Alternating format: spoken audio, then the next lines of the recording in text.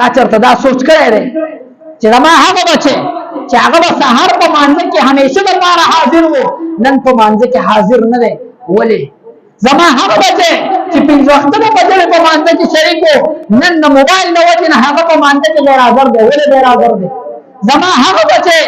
چې هغه به د قاري صاحب سره پنځه وخته چې دی نو هغه ناسو د موبایل د وجې نه هغه نن د قاري صاحب سره ما ونه لیده ولې ته چېرته د شپې په 10 بجې باندې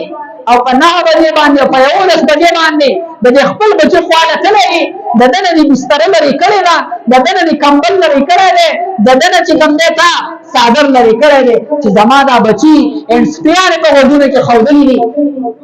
او دی په دې موبایل کې څه ګوري